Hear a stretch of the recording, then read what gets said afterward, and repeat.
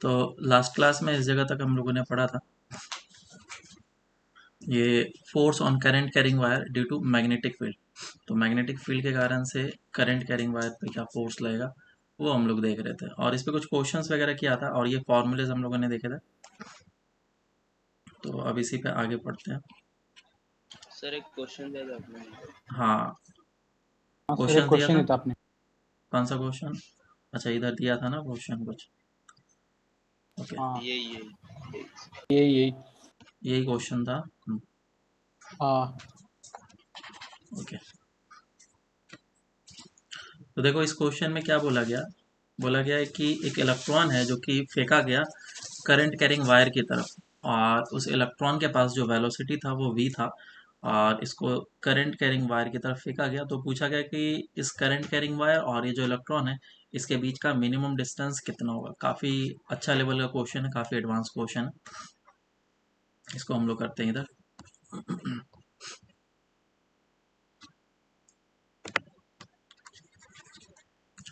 तो सबसे पहले इसके मोशन के बारे में देखते हैं कि इसका मोशन कैसा होगा। ठीक है, उसके बाद फिर हम लोग इसके ऊपर फोर्सेस वगैरह देखेंगे, फिर इसमें हम लोग एनालिसिस करेंगे। तो मान लो कि हमारा करंट कैरिंग वायर है और ये करंट ऊपर की डायरेक्शन में जा रहा है, और इस जगह पे इलेक्ट्रॉन है। तो इलेक्ट्रॉन पे फोर्स किस डायरेक्शन में लगेगा बताओ। मैग्नेटिक फील्ड जो होगा इस करंट कैरिंग वायर पे वो किधर होगा, आउट ऑफ द प्लेन या into the plane? Out. Out of the plane, मतलब कि इस जगह पे जो मैग्नेटिक फील्ड है वो ऑलवेज बाहर की डायरेक्शन में। दूसरा चीज ये कि जैसे जैसे मैं डिस्टेंस को बढ़ाता जाऊंगा, है ना, इस डी डिस्टेंस को बढ़ाता जाऊंगा, मैग्नेटिक फील्ड क्या होते जाएगा, घटता जाएगा, या है ना। मैग्नेटिक फील्ड का फॉर्मूला क्या होता है इनफाइनाइट करंट कैरिंग वायर के कारण से, B is equals to mu not I upon 2πd। 2 pi D होता है। ये होता है हमारा फॉर्मूला। और मैग्नेटिक फील्ड है अंदर की डायरेक्शन में, सॉरी बाहर की डायरेक्शन में, बाहर की डायरेक्शन में है। इसको मैं डॉट कर लेता हूँ। तो इस पे फोर्स किधर लगेगा, v क्रॉस बी करना होता है, वेलोसिटी इस डायरेक्शन में है, मैग्नेटिक फील्ड जेड डायरेक्शन में है। तो इस पे जो फोर्स लगेगा वो किधर लगेगा बोलो, v क्रॉस बी से लगता है force, F is equals to Q into V cross B.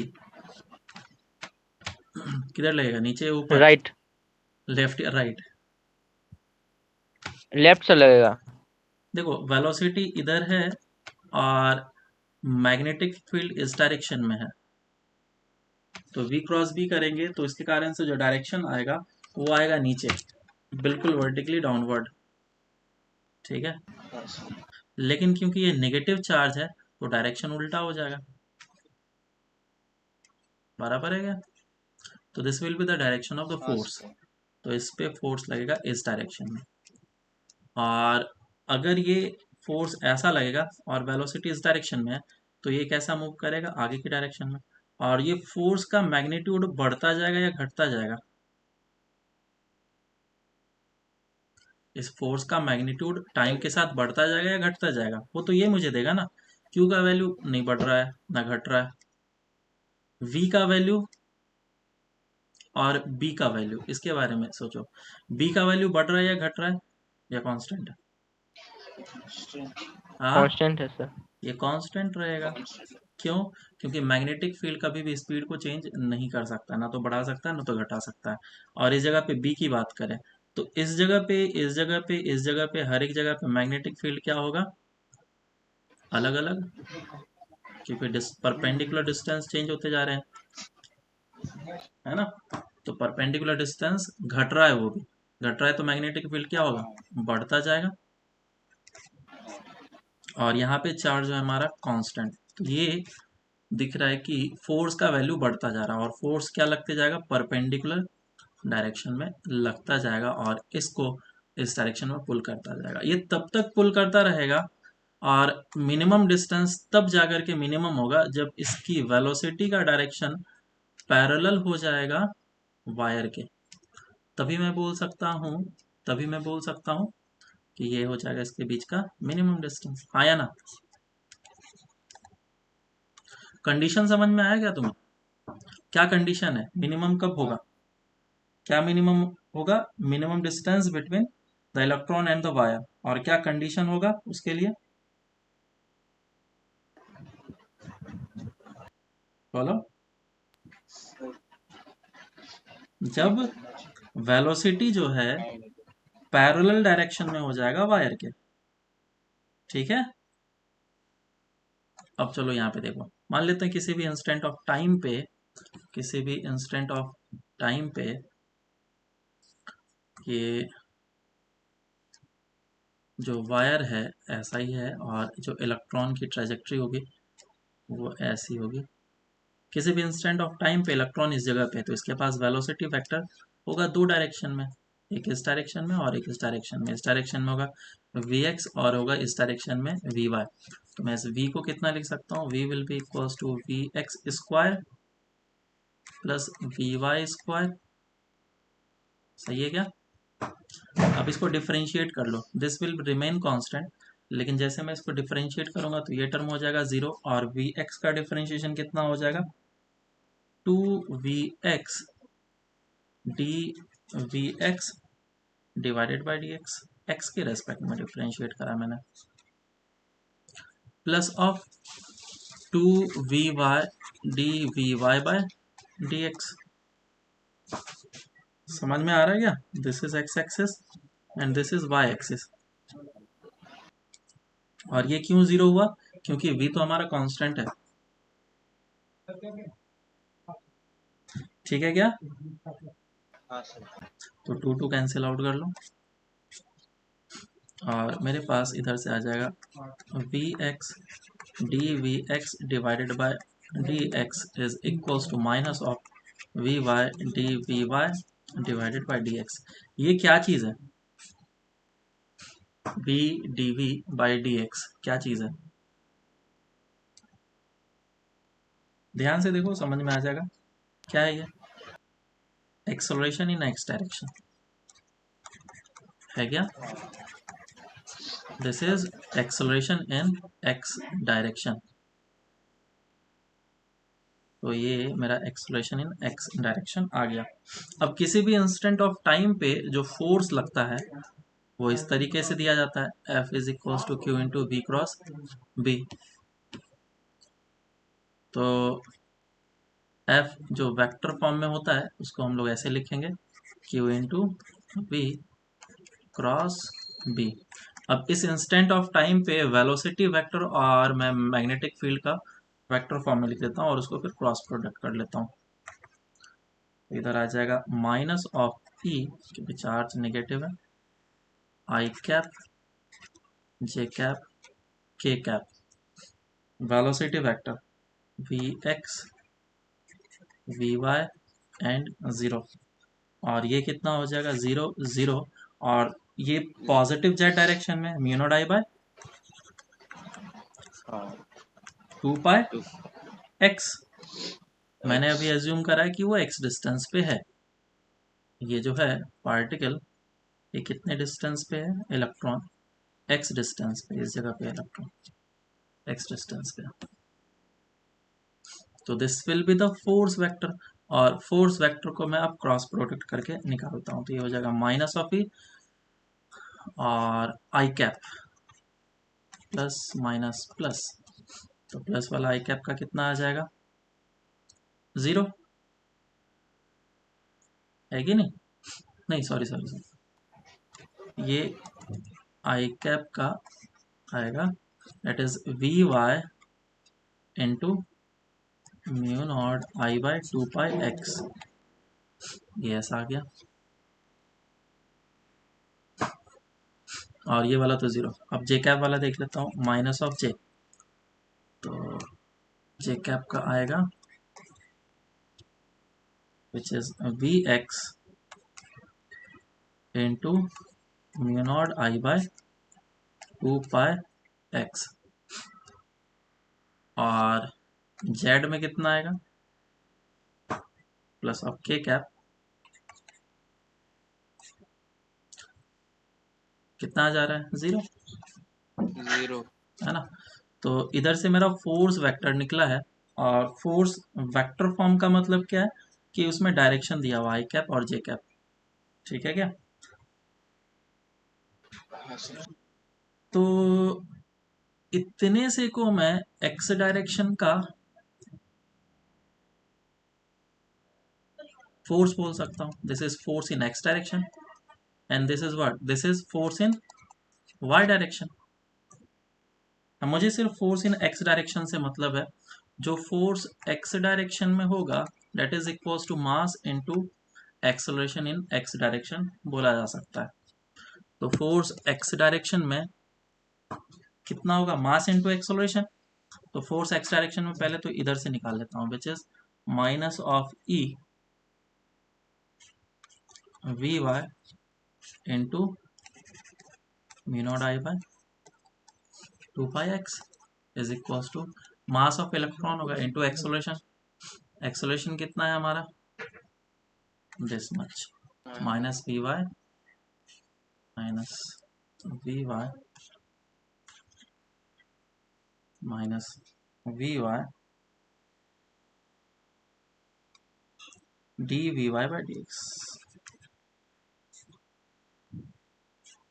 ये कुछ कैंसिल आउट हो रहा है क्या इधर से? हाँ सर। क्या V cancel out, V Y cancel out हो रहा है और sine minus sine cancel out हो गया. तो क्या बचा, E mu not I divided by 2 pi X is equals to M E D V Y by D X. सही है क्या? अब इसका मुझे इंटीग्रेशन करना है. क्या इंटीग्रेशन कर सकते हैं अब? बोलो, है ना? तो हाँ सर। इन सभी टर्म्स को एक तरफ में कर लेता हूँ, एक्स वाले टर्म को और बाकी टर्म को एक तरफ. तो ये हो जाएगा D x divided by D x divided by x. बाकी जो कांस्टेंट है इंटीग्रेशन से बाहर निकाल लेता हूँ. That is mu not I E divided by 2 पाई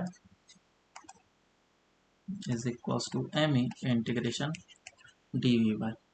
बोलो कहाँ से कहाँ तक इंटीग्रेशन जाएगा, एक्स का कहाँ से कहाँ तक इंटीग्रेशन जाएगा स्टार्टिंग डी में. से एक्स तक। मैंने आई थिंक कुछ वही। तो इनिशियल वैल्यू हाँ दिया हाँ था. हाँ। ये रहा, from the distance of D, D से स्टार्ट हुआ है. इसे तो डी से एक्स तक जाएगा. एक्स। तो डी से लेकर के एक्स तक जाएगा. और वाई में कहाँ से कहाँ तक जाएगा, वाई डायरेक्शन में स्टार्टिंग में वेलोसिटी कितनी थी, 0, क्योंकि इलेक्ट्रॉन तो इस डायरेक्शन में जा रहा था, है ना. वाई डायरेक्शन हाँ। में 0 था. और जब वो पैरेलल हो जाएगा तो वेलोसिटी सिर्फ v हो जाएगा. अब इसको लिखेंगे mu not I E divide by 2 pi ln of x divided by D. ठीक है, इज इक्वल्स टू हाँ sir. M E into V. अब इस जगह से मुझे निकालना क्या चीज़ है, x निकालना है. तो x का वैल्यू निकाल लो, है ना, आ जाएगा. सिंपल था, सिंपल नहीं मतलब टफ तो था ही क्वेश्चन. एक बार तुम कॉन्सेप्ट को समझ में आ जाएगा तुम्हारे अंदर तो फिर तुम आराम से इजीली क्वेश्चन को कर लोगे. ठीक है, सर बोलो. सर वो 0 से V वाला समझा नहीं सर. वो V तो स्टार्टिंग से है, मतलब वो V वाला. मैं किसका इंटीग्रेशन कर रहा हूँ, वी वाई का इंटीग्रेशन कर रहा हूँ. This is V X and this is V Y. Y direction में टी इज इक्वल्स टू 0 पे वेलोसिटी कितना था, 0. और जब 0, भी हाँ सर, ये सर. ऐसा पैरेलल हो जाएगा तो वाई डायरेक्शन में पूरी वेलोसिटी भी हो जाएगी, है ना. यस, हाँ सर. हम्म, चलो अब आगे चलते हैं हम लोग. अच्छा, क्वेश्चंस वगैरह किया था हम लोगों ने करंट कैरिंग वायर पे. अब इसमें शॉर्ट ट्रिक थोड़ा देख लेते हैं कि शॉर्ट ट्रिक क्या है. ऐसे ढेर सारे तुम्हें वायर्स वगैरह दे सकते हैं. तो जैसे कि मान लो कि हमारे पास एक करंट कैरिंग वायर है और वायर को इस तरीके से बेंड कर दिया गया. ऐसा क्वेश्चन भी किया था, इसका लेंथ a है. और करंट जो है आई फ्लो कर रहा है। तो पूछा गया मैग्नेटिक फील्ड अगर इस पूरे इस रीजन में अंदर की डायरेक्शन में है बी, तो बताओ इस पूरे वायर पे कितना नेट फोर्स लगेगा। तो हम लोग मैग्नेटिक फील्ड का फॉर्मूला क्या लिखते हैं, B is equals to I L cross B. अब इस जगह पे आई तो आई लेते हैं, उसमें कोई चेंजेस नहीं करना है। एल को हम लोग क्या लेंगे, that is the displacement vector, तुम बोल लो displacement vector from initial to final, बस यही चेंजेस करना है। इस जगह पे होगा इनिशियल, इस जगह पे होगा फाइनल। तो इनिशियल और फाइनल को तुम इस तरीके से ज्वाइन कर लो और कंसिडर कर लो कि यही वायर है, कंसिडर कर लो यही वायर है। तो इन दोनों वायर की जगह पे मैं सिर्फ एक सिंगल वायर को रिप्रेजेंट करूंगा और करंट इसमें आई फ्लो कर रहा होगा। कितने एंगल पे होगा ये वायर, बोलो कितने एंगल पे होगा, 45 डिग्री पे, है ना, क्योंकि राइट एंगल ट्रायंगल बन रहा है ना। और इसका लेंथ कितना होगा बोलो, √2a। तो इसका लेंथ हो जाएगा हाँ सर। √2a। और फोर्स किस डायरेक्शन में लगेगा, अगर मैं B is equals to I L cross B देखूं, तो अब हमारा लेंथ है ऐसा एल वेक्टर और मैग्नेटिक फील्ड है अंदर की डायरेक्शन में। तो एल क्रॉस बी करो, किधर आया डायरेक्शन फोर्स का, इस तरफ, है ना। तो इस वायर पे जो फोर्स लगने वाला है वो इस डायरेक्शन में लगने वाला है और उसका मैग्नीट्यूड कितना होगा, I length is √2a into magnetic field. तो आंसर कितना आ जाएगा, √2 IAB। क्या यही आंसर आया था प्रीवियस केस में, लास्ट केस में, देख लेते हैं। √2 IAB एक क्वेश्चन कर रहा था ये यहाँ देखो, √2 IAB not only magnitude but the direction is also matching. ये जो फोर्स का डायरेक्शन है वो भी मैच कर रहा है, कितने एंगल पे, 45 डिग्री पे। और ये हर एक केस में होगा, कोई सा भी क्वेश्चन ले लो, ये शॉर्ट ट्रिक हमेशा काम करेगा। तो इसको हम लोग इफेक्टिव लेंथ बोलेंगे, दिस इज इफेक्टिव लेंथ। एक मिनट वेट करो, ओके। तो इसको इफेक्टिव लेंथ बोलेंगे हम लोग, this is called effective length. और ये हमारा इफेक्टिव लेंथ बेसिकली इनिशियल से लेकर के फाइनल के बीच का डिस्प्लेसमेंट होगा, या फिर डिस्टेंस बोलो, जो भी बोलो, बस ये शॉर्टेस्ट लेंथ होगा और इसे हम लोग इफेक्टिव लेंथ बोलेंगे। और इस पे काफ़ी अच्छे अच्छे क्वेश्चंस भी हम लोग कर सकते हैं। जैसे कि मैं बोलूँ, क्वेश्चन ऐसा है कि एक वायर दे रखा है, सेमी सर्कुलर वायर, ठीक है, और इसमें करंट फ्लो कर रहा है आई, करंट आई फ्लो कर रहा है। तो पूछा गया find the net force and the direction of force on this current carrying wire,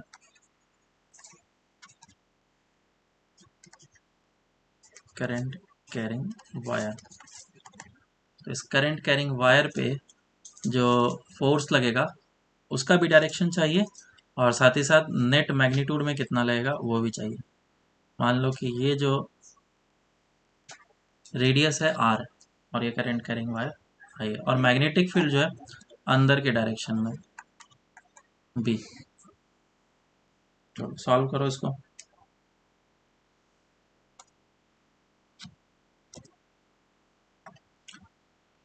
तो इसके लिए मुझे क्या करना पड़ेगा, इस क्वेश्चन के लिए सबसे पहले ये करंट किस जगह से स्टार्ट हुआ है और किस जगह पे जाकर के एंड हो रहा है, तो वो हम लोग चेक कर लेते हैं। सो this is the initial location and this is the final location. और इस जगह से स्टार्ट होकर के इस जगह पे एंड हो रहा है, करंट आई फ्लो कर रहा है, मैग्नेटिक फील्ड अंदर की डायरेक्शन में है। तो मैंने एक इफेक्टिव लेंथ ड्रॉ कर लिया। So this will be the effective length, जिसका लेंथ होगा 2R। तो मैं उन सभी को भूल करके सिर्फ इसे याद रखूंगा कि हाँ ये एक वायर है जिसमें करंट आई फ्लो कर रहा है और मैग्नेटिक फील्ड जो है अंदर की डायरेक्शन में, तो इस पे करंट इस डायरेक्शन में है, मैग्नेटिक फील्ड अंदर की डायरेक्शन में, तो फोर्स कितना होगा आई एल क्रॉस बी, है ना, मैग्नीट्यूड में देखेंगे तो अब कितना हो जाएगा एल क्रॉस बी, इस डायरेक्शन में लगेगा फोर्स। तो ये डायरेक्शन भी पता चल गया और मैग्नीट्यूड भी मुझे पता चल गया। आई लेंथ कितना 2r, मैग्नेटिक फील्ड कितना b, और डायरेक्शन किधर होगा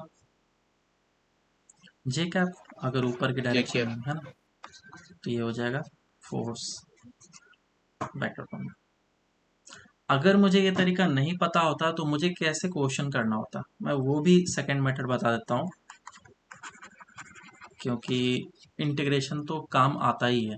दिस इज फर्स्ट मेथड, जो कि हम लोग मेंस में आराम से क्वेश्चन को इजीली कर लेंगे, लेकिन कुछ क्वेश्चंस में शॉर्ट ट्रिक नहीं लगते हैं, तो उस तरह के क्वेश्चन के लिए हम लोग कैसे अप्रोच करेंगे।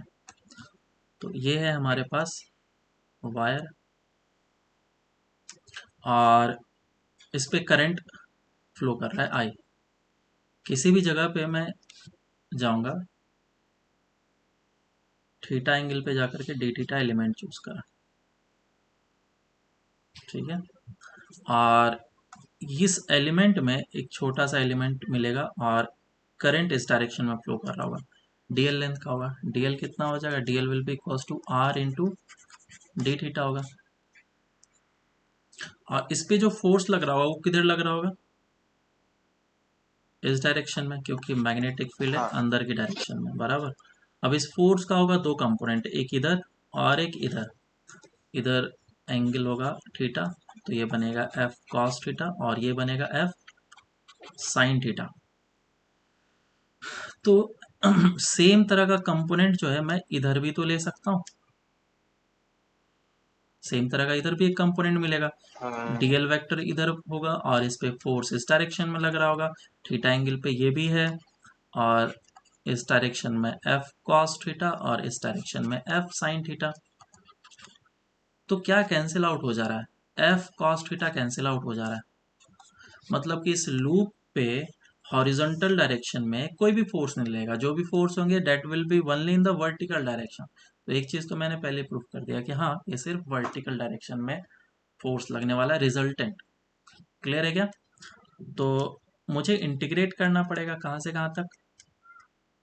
अगर मैं इन दोनों को ऐड कर लेता हूँ, 2f साइन थीटा कर लूँ, तो 0 से π/2 तक इंटीग्रेट करना पड़ेगा।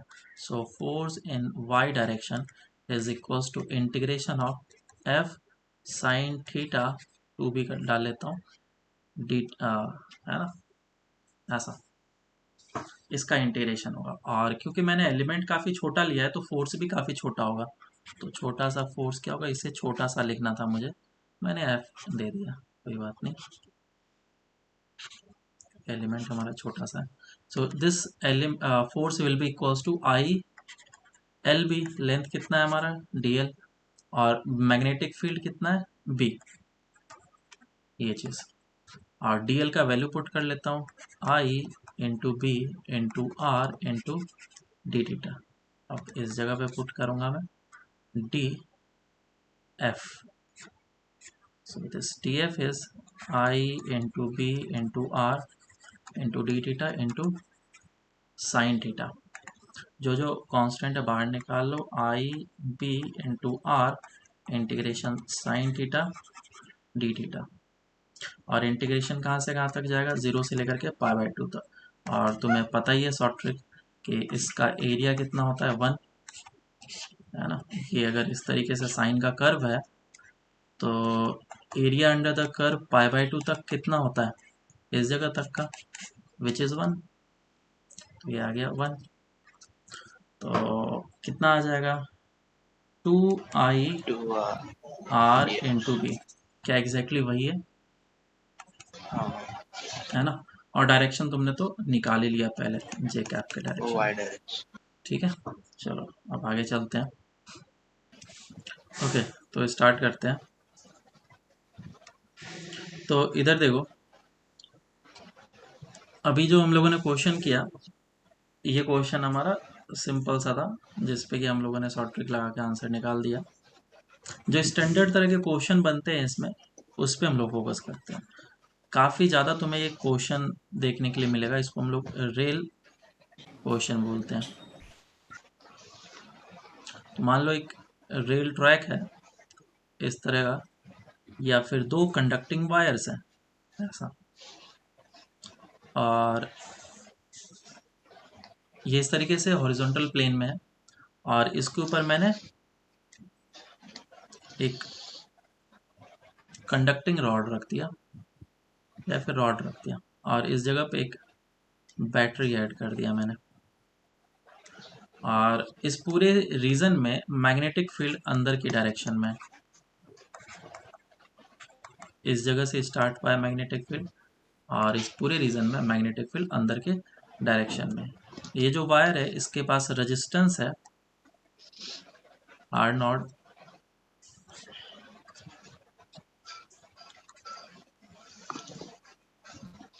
कांस्टेंट रेजिस्टेंस दिया गया है आर नॉट, और ग्रेविटी जो है वो अंदर की डायरेक्शन में एक्ट कर रहा है। बेसिकली ये कैसे है मैं तुम्हें दिखा रहा हूँ थोड़ा सा इस तरीके से, ठीक है। और म्यूट कर लो। और ग्रेविटी जो है वो नीचे की डायरेक्शन में एक्ट कर रहा है, और ऑफ कोर्स मैग्नेटिक फील्ड भी नीचे की डायरेक्शन में ही है। इसका रेजिस्टेंस आर नॉट दे दिया गया। तो क्वेश्चन पूछा गया कि फाइंड, सिंपल सा क्वेश्चन है, एक रॉड है जिसका लेंथ L और मास M दिया गया है, और उसका रेजिस्टेंस आर नॉट। तो फाइंड द मिनिमम म्यू, इस रेल ट्रैक में मिनिमम म्यू कितना होना चाहिए such that the rod stays in equilibrium। ठीक है, सॉल्व करो इसको।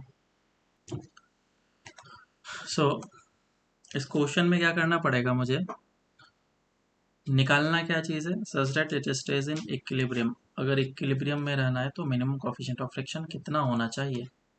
तो पहले मैं फोर्सेस को देख लेता हूँ, तभी तो समझ में आएगा कि हाँ ये फ्रिक्शन एंड फोर्स का डायरेक्शन किधर होगा, ताकि ये बैलेंस कर सकता है एक दूसरे को। तो इस तरीके से अगर रॉड्स वगैरह दिए गए हैं तो करंट इसमें फ्लो करेगा, और इसमें करंट कितना फ्लो करेगा हम लोग ये भी निकाल सकते हैं। करंट इस डायरेक्शन में होगा, इधर V मान लेता हूँ इसको। So V is equals to I into R. ये सभी तो कंडक्टिंग है, रेजिस्टेंस सिर्फ इसके पास है, तो ये हो जाएगा V is equals to I R. So I is equals to V by R not. तो यहाँ पे हमें करंट पता चल गया, this much is the current, और इसमें करंट इतना फ्लो कर रहा है। अब ये जो करंट फ्लो करेगा, तो हमें ये भी पता है करंट कैरिंग वायर पे मैग्नेटिक फील्ड के कारण से फोर्स लगता है। तो फोर्स किधर लगेगा, मैग्नेटिक फील्ड है अंदर की डायरेक्शन में इस यहाँ पे, तो इस पे फोर्स लगेगा V क्रॉस बी, किधर आ जाएगा, I L cross B, sorry I L cross B, तो इस डायरेक्शन में आ जाएगा, which is I L into B. और ये फोर्स लगने के कारण से इस डायरेक्शन में ये मूव करने की कोशिश करेगा, लेकिन इसे क्या कर रखना है, इक्विलिब्रियम पे रखना है। तो इस जगह पे अगर फ्रिक्शन होगा तो वो क्या करेगा, इस डायरेक्शन में एक्ट करेगा। तो ये F1 बोल लेता हूँ और ये F2 बोल लेता हूँ। तो this force due to the magnetic field should be equals to F1 plus of F2। अब इस फिगर में आकर के देखते हैं, यहाँ पे जो लग रहा होगा नॉर्मल, और यहाँ पे जो नॉर्मल लग रहा होगा, दोनों इक्वल होगा, है ना। तो दोनों 2n होगा mg के बराबर। So normal is equals to mg by 2। ये आ गया हमारा नॉर्मल। ये अब नॉर्मल जो आया, इससे हम लोग फ्रिक्शन निकाल सकते हैं। तो फ्रिक्शन कितना हो जाएगा, F1 is equals to F2 is equals to mu into N, which is mg by 2। अब इधर मैं वैल्यू पुट कर लेता हूँ, which is I L P is equals to mu mg by 2 दोनों इक्वल है तो 2 से मल्टीप्लाई कर लिया, कैंसिल आउट, और मुझे निकालना था mu. So I L B upon M G is the minimum coefficient of friction required to hold it. सबको समझ में आया या नहीं आया? बोलो। यस सर, समझ गए। आ गया। चलो एक और क्वेश्चन कर लेते हैं। सर हाँ बोलो। सर फ्रिक्शन वाला एक बार बता दीजिए ना। 2n is equal to mg कैसे? क्योंकि ये जो रॉड है, इस रॉड पे नीचे की डायरेक्शन में mg लग रहा होगा, और एक कांटेक्ट इस जगह पे, एक कांटेक्ट इस जगह पे, तो नॉर्मल ऊपर लग रहा होगा। दोनों सिमेट्रिकल है तो नॉर्मल दोनों इक्वल होगा, और दोनों का देखा। समेशन mg के बराबर होगा, 2n is equal to mg, है ना? तो नॉर्मल कितना हो जाएगा, mg/2। सो फ्रिक्शन क्या होता है, F is equal to mu, and friction इस डायरेक्शन में लगेगा क्योंकि ये इधर मूव करना चाहता है। बराबर है? बराबर है सर। चलो अब नेक्स्ट क्वेश्चन करते हैं। फिर से वैसा ही क्वेश्चन है, रेल ट्रैक वाला, और बोला गया इस बार कि ये फ्रिक्शनलेस सरफेस है। ठीक है, कैसा है ये? Frictionless surface. तो ये सारे चीज दे रखे हैं। रॉड इस जगह से स्टार्ट हुआ, मैग्नेटिक फील्ड इस जगह पे है, अंदर के डायरेक्शन में, है ना? और ये जो रॉड है वो इसके ऊपर रखा हुआ है।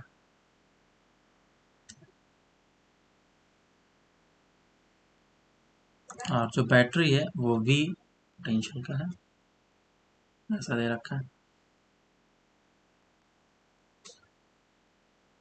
सेम रॉड का दे रखा है मास m एंड लेंथ l दिया गया है। तो क्वेश्चन पूछा गया, इसको इस जगह से रिलीज कर दिया गया, इसको रिलीज कर दिया गया। तो क्वेश्चन पूछा गया, find the velocity of and the velocity of the rod as a function of x, या फिर टाइम, जो भी निकल जाए। सॉल्व करो इसको, मैग्नेटिक फील्ड अंदर की डायरेक्शन में, और इसका रेजिस्टेंस जो है आर नॉट गिवन है, ये जो रॉड है। सॉल्व करो। तो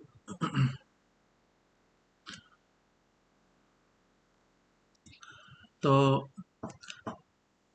पहले इसका डायग्राम वगैरह बना लेते हैं। ये इस तरह का है सिचुएशन, और ये जो रॉड है इसमें करंट फ्लो कर रहा होगा, और करंट कितना फ्लो कर रहा होगा वो लिख लेता हूँ, that I is equals to V/R, है ना? रेजिस्टेंस कितना है, आर नॉट, V/R, V/R, और इस पे फोर्स लगेगा, और फोर्स फिर से इसी डायरेक्शन में लगेगा।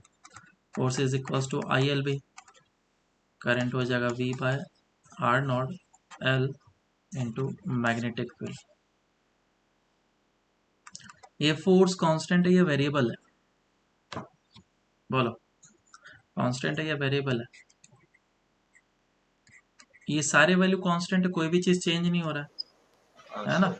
तो ये काफी इजी क्वेश्चन था। Force is equal to mass into acceleration लिखा जाएगा, और फोर्स का value VLV divided by R not is equal to mass into acceleration. So acceleration is equal to VLB upon m R not. अब acceleration को तुम कुछ भी लिख सकते हो, v dv/dx, अगर velocity as a function of x चाहिए, या फिर एक्सेलरेशन को अगर velocity as a function of time चाहिए तो dv/dt लिख लो और इंटीग्रेट कर लो। तो काफ़ी सिंपल सा क्वेश्चन है। या फिर एक्सेलरेशन अगर तुम्हारा कांस्टेंट है तो तुम ये फार्मूला लगा लो, v minus u is equals to AT, या फिर v square minus u square equals to 2s, कोई सा भी लगाओ, आंसर आ जाएगा।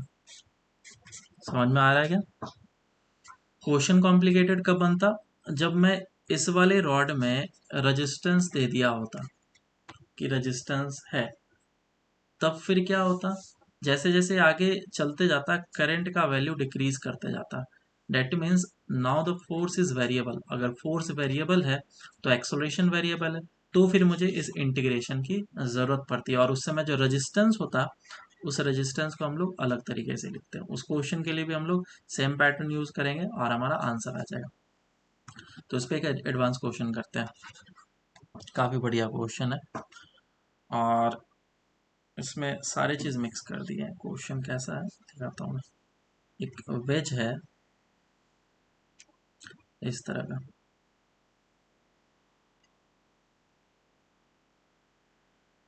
ये है वेज।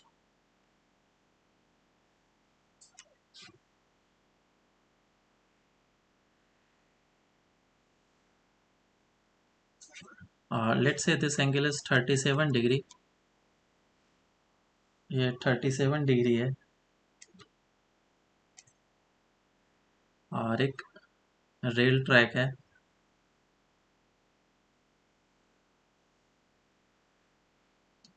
इस तरह से, और एक बैटरी लगा दिया गया है इस तरीके से, ठीक है। और इसके ऊपर एक रॉड को रख दिया गया, प्लेस कर दिया गया,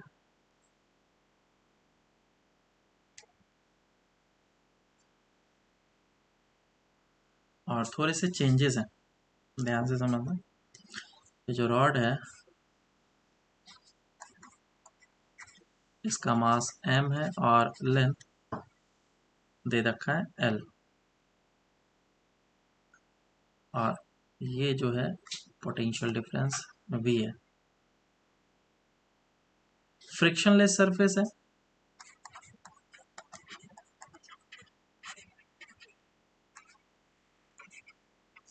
फ्रिक्शनलेस है, और क्वेश्चन पूछा गया find the velocity of the rod, find the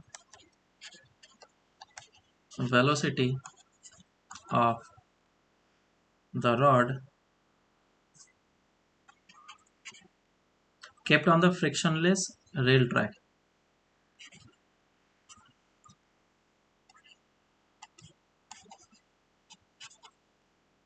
Rail track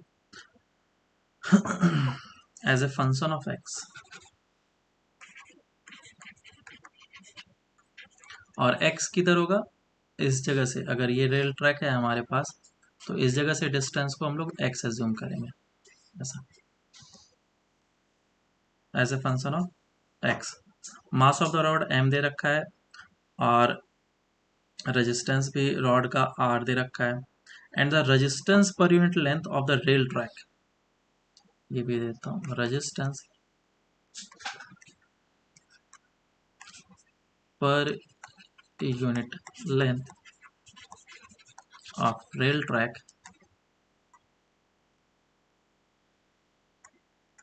is lambda, ठीक है। Consider the magnetic field, consider the magnetic field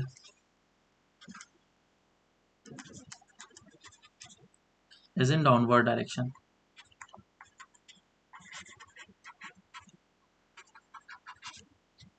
downward direction. जिस डायरेक्शन में ग्रेविटी है उसी डायरेक्शन में ही मैग्नेटिक फील्ड है, ठीक है। रेल ट्रैक फिक्स्ड है, रेल ट्रैक मूव नहीं करेगा, तो तुम्हें ये बताना है as a velocity as a function of x, potential difference V not बोले वी रहने दो। चलो सॉल्व करो फिर डिस्कस करेंगे। तो इसमें पहले हम लोग फोर्सेस को देखेंगे, फोर्सेस किस डायरेक्शन में कैसे लग रहे हैं, फिर नेट फोर्स आएगा, फिर नेट फोर्स को मैं मास इनटू एक्सेलरेशन लिखूंगा। तो इतना सा काम करना पड़ेगा। तो इस रॉड को देखो, मैं यहाँ पे वापस इसको बनाता हूँ, ठीक है। ये वेज है और जो रॉड होगा वो इस तरीके से रखा हुआ होगा, ऐसा रखा होगा, तो रॉड पे करंट किस डायरेक्शन में फ्लो कर रहा होगा, क्योंकि रेल तो इस तरीके से, रेल ट्रैक, और ये ऐसा होगा V, करंट इस डायरेक्शन में फ्लो कर रहा होगा I। अगर ये करंट I फ्लो कर रहा है इस डायरेक्शन में, मैग्नेटिक फील्ड है नीचे की डायरेक्शन में, बराबर, तो फोर्स कितना लगेगा, F is equal to I L B L cross B. तो पहले मुझे I को देखना होगा, फिर L, और फिर मैग्नेटिक फील्ड। मैग्नेटिक फील्ड हमारा चेंज नहीं होगा, हमारा लेंथ चेंज होगा, और इसके बाद करंट, ठीक है। तो करंट कांस्टेंट रहेगा या वेरी करेगा, बताओ। वेरी करेगा। वेरी करेगा, क्योंकि इस जगह से वो नीचे जा रहा है, और अगर x डिस्टेंस नीचे गया तो एक इसका रेजिस्टेंस होगा, और एक इसका रेजिस्टेंस होगा, और एक इसका रेजिस्टेंस होगा। तो टोटल मेरे पास 3 रेजिस्टेंस होने वाले हैं।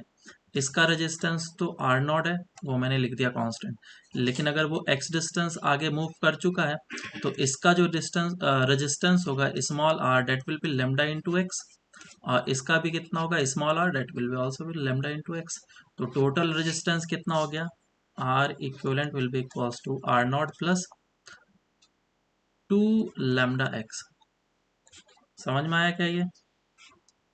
तो इस पर्टिकुलर इंस्टेंट पे जो करंट फ्लो कर रहा होगा वो कितना होगा, I is equals to V by R, so V by R not plus of 2 lambda x, इतना करंट फ्लो कर रहा होगा, ठीक है।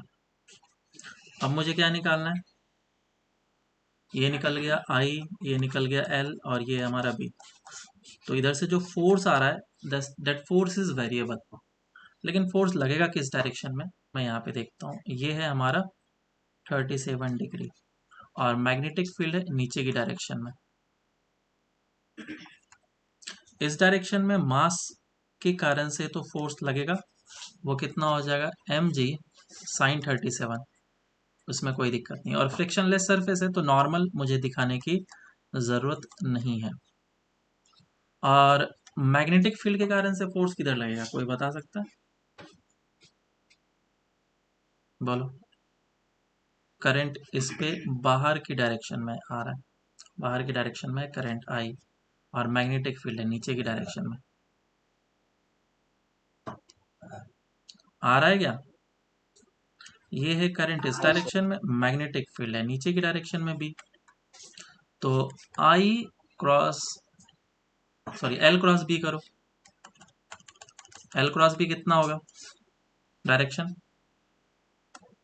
हॉरिजॉन्टल, मैंने है ना। तो इस डायरेक्शन में फोर्स लग रहा है, mg जो है वो नीचे की डायरेक्शन में लग रहा था, तो उसी का मैंने कंपोनेंट लिया, और ये एंगल कितना होगा 37, तो इस फोर्स का कंपोनेंट इस डायरेक्शन में आएगा, that will be F cos 37। तो नेट फोर्स कितना लगा, net force will be equals to F net will be equals to M G sine 37, assume करके चल रहे हैं कि एम जी साइन 37 ज़्यादा है, into sorry minus of F cos 37, M G sine 37 minus F cos 37, और sign 37 का value put कर लेता हूँ 3mg/5 माइनस ऑफ कॉस 37 का value 4/5, this is net force, ये नेट फोर्स हो गया। और यही जो नेट फोर्स होगा वो मास इंटू एक्सेलरेशन के बराबर होगा, है ना। और फोर्स होगा कितना, F is equals to I L B, I कितना है B L B upon R not plus of 2 lambda into X. अब देखो सर हर एक चीज़ कांस्टेंट है, मतलब वी भी एल बी बी भी कांस्टेंट है, मैं इसके वैल्यूज को पुट कर लेता हूँ, this will be the mass into acceleration 3mg/5 minus of 4f/5, तो हो जाएगा 4/5 V L B R not plus of 2 lambda x.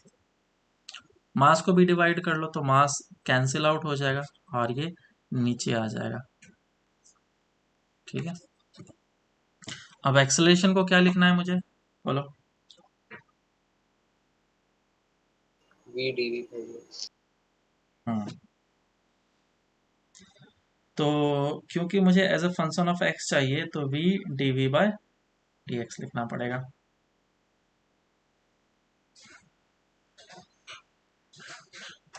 तो उसको देख लेते हैं, dv बाय dx।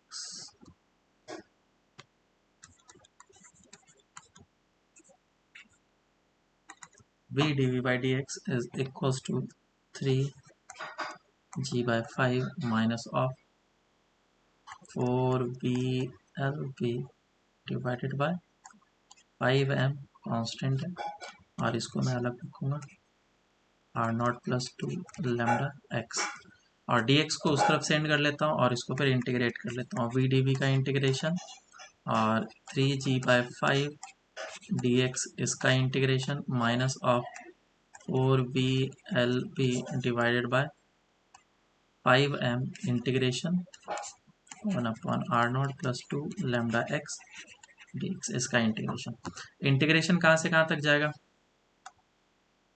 वेलोसिटी का इंटीग्रेशन 0 से लेकर के v तक जाएगा, और x का इंटीग्रेशन 0 से लेकर के x तक जाएगा। तो यह आ जाएगा 3g by 5x minus of 4blb divide by 5m, और इसका इंटीग्रेशन कितना आएगा, ln of ln 1/ax plus b का इंटीग्रेशन कितना होता है, ln of ax plus b, और साथ में आएगा 1/, क्योंकि इसको डिफ्रेंशिएट करो, देखो ये मिलना चाहिए तुम्हें, मिल रहा है ना। तो यहाँ पे आ जाएगा ये 2 lambda x plus of R not, और x पुट करेंगे तो ये आएगा डिवाइडेड बाय 0 पुट करेंगे तो ये हो जाएगा R not. So this is v square by 2। तो ये मेरा velocity as a function of x निकल कर आया। समझ में आया या नहीं, ये ऊपर से चला गया हाँ सब सर, कुछ। सब समझ में आया सर। सर आया समझ में। ओके, तो ये काफी अच्छा क्वेश्चन था, मतलब एडवांस लेवल का क्वेश्चन मान लो तुम। नेक्स्ट हम लोग क्वेश्चन करते हैं। अब हम लोग टॉर्क पे धीरे धीरे करके आएंगे, तो पहले एक क्वेश्चन कराऊंगा फिर टॉर्क मैं बताऊंगा। तो एक क्वेश्चन है जिसमें कि दिया गया है, ये एक सेमी सर्कुलर रिंग है, ये एक सेमी सर्कुलर रिंग है और इसमें करंट फ्लो कर रहा है आई, जैसा कि हम लोगों ने पहले क्वेश्चन किया था, लेकिन इसमें थोड़ा सा वेरिएशन है। इस बार जो मैग्नेटिक फील्ड है वो इस डायरेक्शन में दिया गया है, इस पूरे रीजन में, और करंट आई फ्लो कर रहा है। तो क्वेश्चन पूछा गया फाइंड, अच्छा इसका रेडियस आर दिया गया, रेडियस इज आर। क्वेश्चन है find the net force on this semicircular wire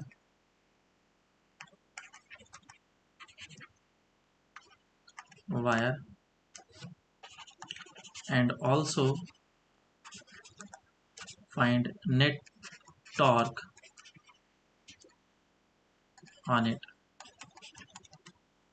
ठीक है, ये दो चीज तुम्हें निकालना है, सॉल्व करो इसको।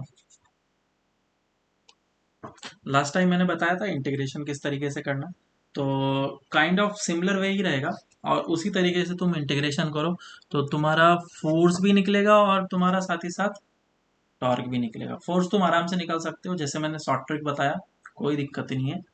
और टॉर्क के लिए तुम्हारा कोई शॉर्ट ट्रिक नहीं है, अभी पता चलेगा टॉर्क के बारे में, बेसिकली हम लोग आगे डिस्कस करेंगे। तो तुम पहले एक बार फोर्स को देखो, छोटा सा एलिमेंट लो, फिर उस पर फोर्स देखो, फिर कंपोनेंट निकालो, उसके बाद फिर तुम्हें अपने तरीके से समझ में आने लगेगा। तो इसमें हम लोग स्टार्ट करते हैं।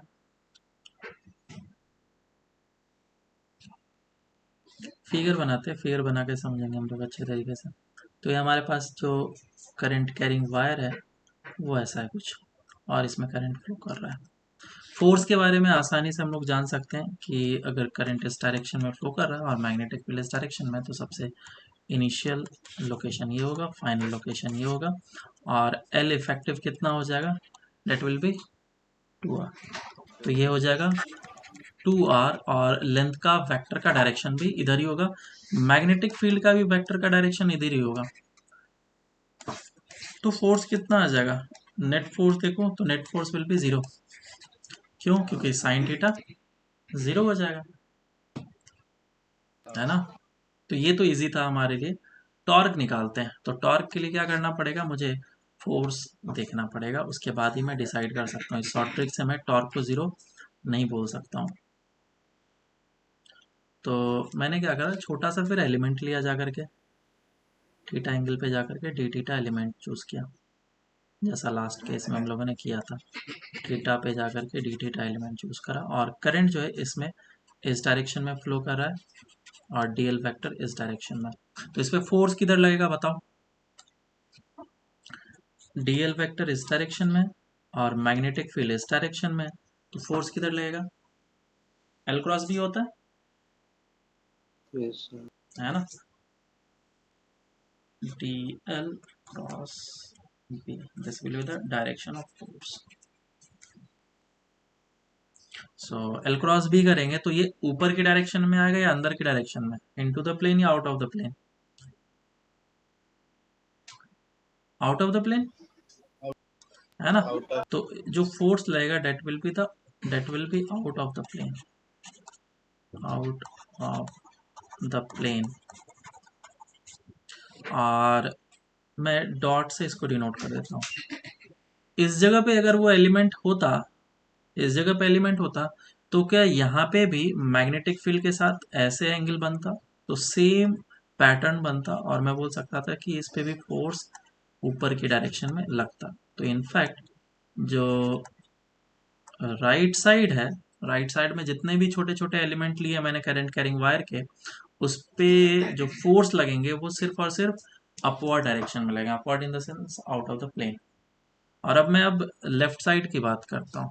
तो लेफ्ट साइड में एक छोटा सा एलिमेंट लिया, ये डीएल, तो करंट इस डायरेक्शन में और मैग्नेटिक फील्ड इस डायरेक्शन में। बताओ इस बार किधर हो जाएगा, मैग्नेटिक फील्ड के कारण से फोर्स इनटू द प्लेन, अंदर की डायरेक्शन में। into तो हर एक जगह पे इनटू द प्लेन है। तो मैं नेट फोर्स का बात तो समझ गया अच्छे तरीके से कि लेफ्ट हाफ में पूरा अंदर की डायरेक्शन में और राइट हाफ में पूरा बाहर की डायरेक्शन में, दोनों एक दूसरे को कैंसिल आउट कर देगा। लेकिन टॉर्क तो आएगा, टॉर्क तो हमारा 0 नहीं होगा। ये क्या करना चाहेगा, फोर्स इस लूप को रोटेट करने की कोशिश करेगा इस एक्सिस के अबाउट। ये जो मैंने एक्सिस बनाया है, इस एक्सिस के अबाउट इस तरीके से ये रोटेट करने की कोशिश करेगा, आया ना,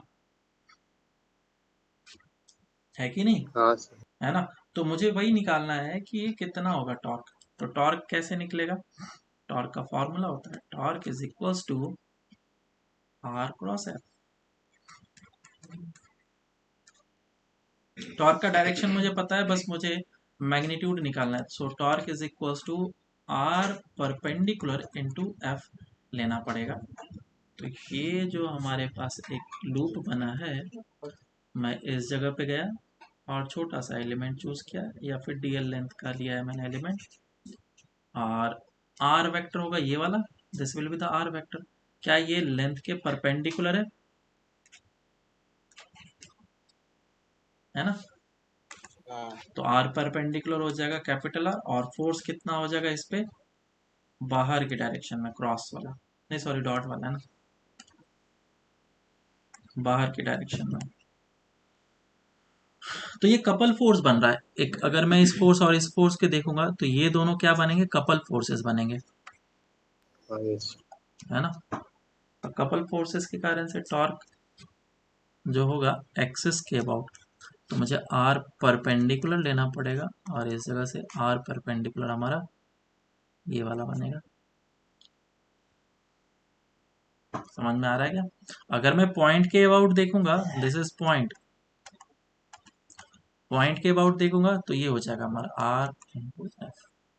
टॉर्क अबाउट पॉइंट ओ, इसे मैंने ओ दे दिया, कहीं कहीं पे ओ पॉइंट के अबाउट भी दिया जा सकता है। तो ओ पॉइंट के लिए मुझे ये करना होगा, लेकिन अगर एक्सिस चाहिए मुझे तो एक्सिस के लिए क्या करना पड़ेगा, torque about axis is equals to R perpendicular into F. तो ये जो छोटा सा फोर्स है पहले उसे मैं लिख लेता हूँ, ये जो छोटा सा फोर्स होगा डी एफ, जो इस पे ऊपर की डायरेक्शन में लग रहा है, that df is equals to I dl into b। Current I है, dl dl ही रहेगा और b b रहेगा। इस छोटे से वैल्यू को पुट कर लेता हूँ, r परपेंडिकुलर एक्सिस से ये होगा, सो दिस इज एंगल थीटा, और ये r cos थीटा हो जाएगा,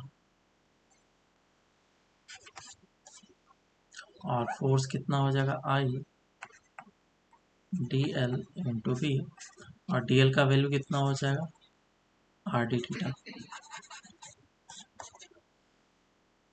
पुट कर लेता हूँ मैं r cos थीटा, तो ये छोटा सा टॉर्क होगा, मुझे इसको इंटीग्रेट करना पड़ेगा, और क्या,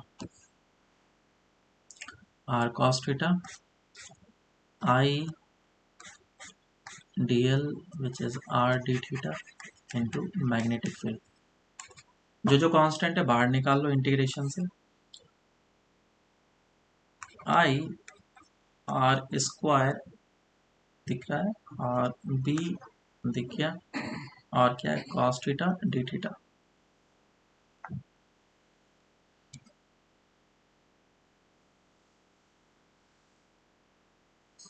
ठीक है, सो ये आएगा टॉर्क, और मुझे इसका इंटीग्रेशन करना पड़ेगा। अब इंटीग्रेशन कहाँ से कहाँ तक जाएगा बोलो,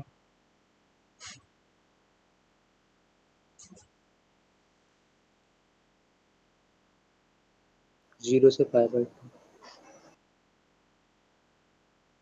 0 से लेकर के पाई तक, या 0 से लेकर के पाई बाय 2 तक। अगर कपल फोर्स में ले रहा हूँ तो पहले ही 2 से मल्टीप्लाई पाई कर बाय लूंगा,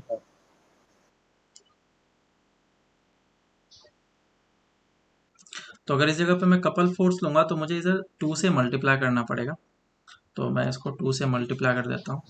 और इस जगह पे जो छोटा सा फोर्स है इसके बीच में जो मैं एंगल लेना भूल गया, इस डायरेक्शन में मैग्नेटिक फील्ड है और इस डायरेक्शन में डीएल, तो इस दोनों के बीच का एंगल कितना है, थीटा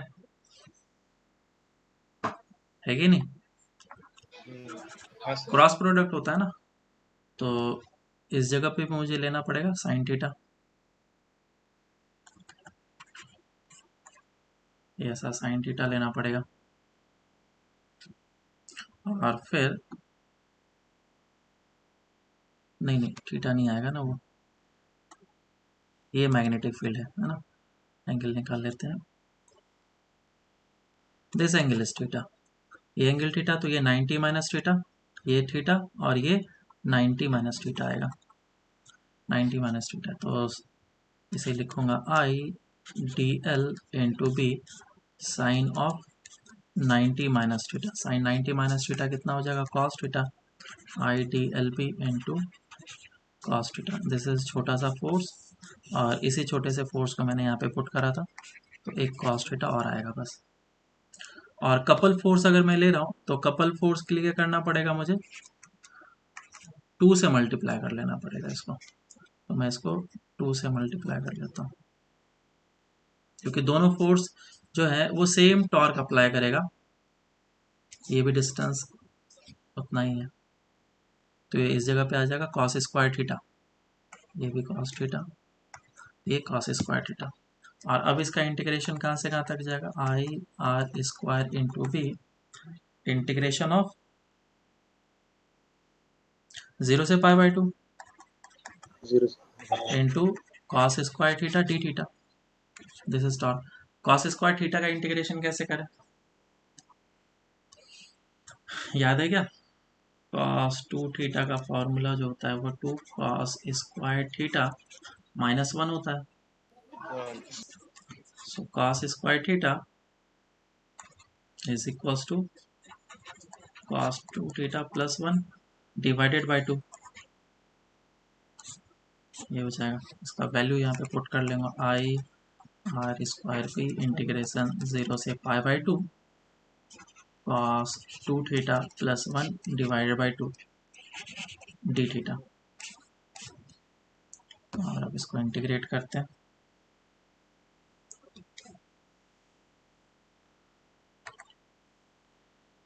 कितना आ जाएगा इसका इंटीग्रेशन, बोलो। कॉस 2 थीटा का इंटीग्रेशन कितना होगा?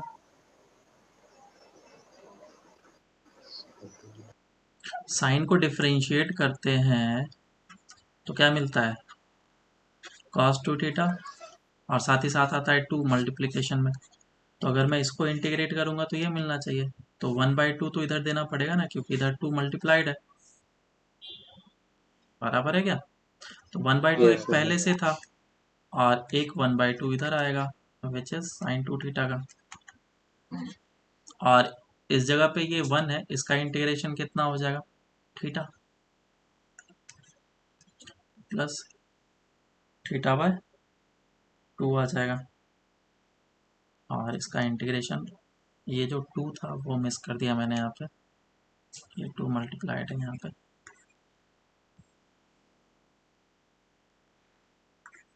और 0 से लेकर के पाई बाय 2 पुट करो। 0 पुट करेंगे ये 0 हो जाएगा, पाई बाय 2 पुट करेंगे तो भी 0 होगा, तो ये तो ऐसे ही 0 होने वाला है।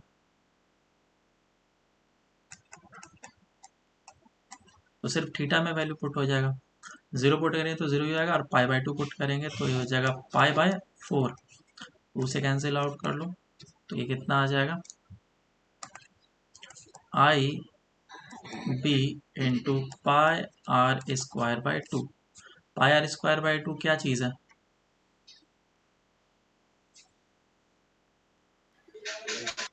पाई आर स्क्वायर बाय 2 क्या है, Semi circular. इसका एरिया, इसका एरिया है पाई आर स्क्वायर बाय 2। तो मैं टॉर्क को लिख सकता हूँ आई इंटू बी इंटू ए। और याद करो आई इंटू ए क्या था, आई इंटू ए क्या बोला था, एम बोला था। याद आ रहा है क्या कुछ?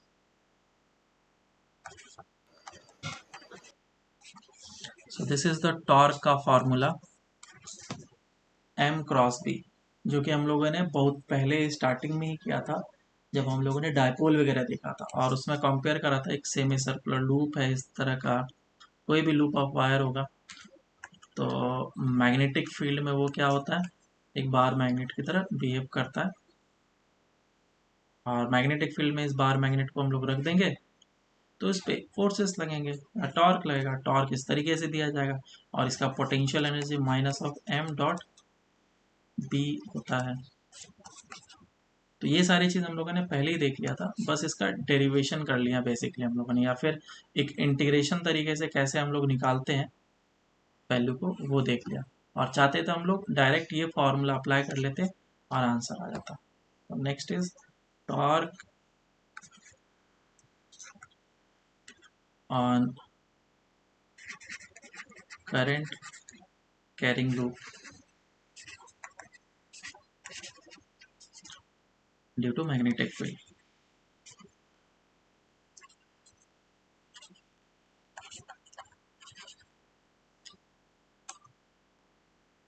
तो करंट कैरिंग वायर पे मैग्नेटिक फील्ड के कारण से फोर्स लगता है, वो तो लगेगा ही लगेगा, लेकिन अगर हमारे पास लूप है तो उस पर टॉर्क भी लगेगा, और लूप ना भी रहे तो भी टॉर्क लग सकता है, ऐसा ज़रूरी नहीं है। जो टॉर्क का फॉर्मूला होगा, torque is equals to M cross P होगा, जिसमें कि एम जो होगा हमारा वो आई इंटू ए होगा, और डायरेक्शन किधर होता है हमारा, लेट्स से कि ये हमारे पास एक पूरा का पूरा सर्कुलर लूप है, सेमी सर्कुलर बाद में देख लेंगे, सर्कुलर लूप है, और करंट इसमें इस तरीके से फ्लो कर रहा है। तो करंट इस तरीके से फ्लो कर रहा है और इसका रेडियस आर है, तो लूप का जो वेक्टर होगा, एरिया वेक्टर, वो किस डायरेक्शन में आ जाएगा, फिंगर को कर्ल करो, अंदर की डायरेक्शन में चला जाएगा। This will be the M vector of this loop, अगर लूप ऐसा है तो। नेगेटिव जेड डायरेक्शन, ये कैसा है, नेगेटिव माइनस को क्या, नेगेटिव जेड डायरेक्शन में। और मैग्नेटिक फील्ड लेट से कि इस डायरेक्शन में है, इस जगह पे, तो मैग्नेटिक फील्ड और एम के बीच में कितना एंगल है, क्योंकि टॉर्क को तो अब ऐसा लिखा जाएगा एम बी साइन थीटा, और एन कैप जो डायरेक्शन को बता देगा, है ना। बताओ कितना एंगल है अभी इस क्वेश्चन के लिए, इस एग्जांपल के लिए।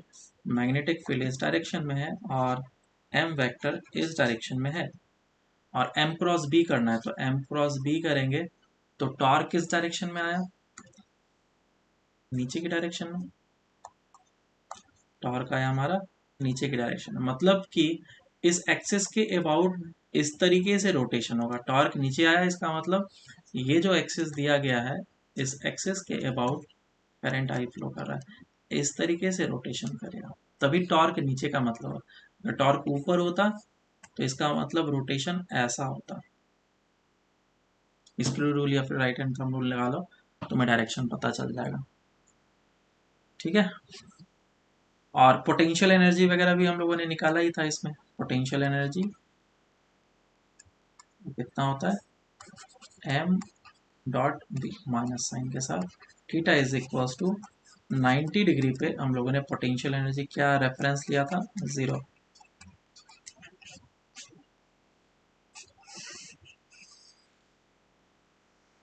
और ऊपर जो क्वेश्चन दिया था, उस ऊपर वाले क्वेश्चन के लिए हम लोग इसको इस तरीके से सॉल्व करते हैं कि हमारे पास एक लूप है और करंट इसमें इस तरीके से फ्लो कर रहा है आई,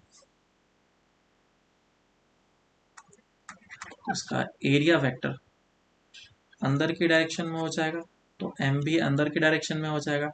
मैग्नेटिक फील्ड हमने इस डायरेक्शन में दिया ही था, और एम होगा कितना, M is equal to I into area, area कितना,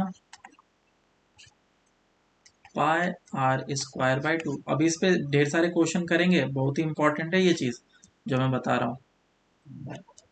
मैग्नेटिक फील्ड इस डायरेक्शन में, तो फोर्स किधर लगेगा, एम क्रॉस भी करो तो फोर्स लगा नीचे की डायरेक्शन में। तो डेट मीन्स ये जो हमारा एक्सिस है, इस एक्सिस के अबाउट टॉर्क तो नीचे लग रहा है, तो रोटेशन कैसा कराएगा, ऐसा। और हम लोगों ने देखा था फोर्स इस पे ऊपर की डायरेक्शन में लग रहा है, और इस पार्ट पे फोर्स अंदर की डायरेक्शन में लग रहा है, तो इस तरह का ये रोटेशन कराएगा। और टॉर्क का formula M B sine theta, M का वैल्यू कितना, I into pi R square by 2, और magnetic field B into sine theta. Sine theta, theta क्या होता है, theta is angle between, theta is angle between M and B. तो देखो कितना angle है थीटा, 90 डिग्री। तो साइन 90, साइन 90 कितना हो जाएगा, 1 हो जाएगा, which is I pi R square by 2 into B. तो ये आंसर आ जाएगा। समझ में आया सबको। इसमें एक और एडवांस लेवल का क्वेश्चन बनता है, वो मैं बता देता हूँ, मतलब क्वेश्चन बता देता हूँ, तो मैं खुद से करके लेके आना। क्वेश्चन ऐसा होगा कि एक सेमी सर्कुलर वायर है और इसमें करंट फ्लो कर रहा है आई। तो पूछा गया find the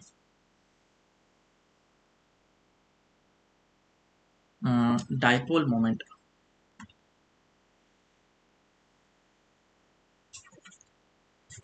find the dipole moment of this current carrying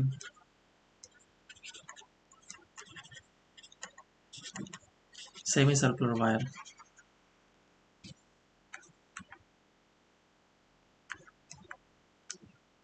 तो मैं दूसरे तरीके से करके लेके आना, इसका रेडियस आर है। एक तरीका तो मैं ही बता दूंगा, डेट इज डाइपोल जो मोमेंट होता है डेट इज आई इंटू ए होता है। तो मैं दूसरे तरीके से इंटीग्रेशन वाले मेथड से करके लेके आना।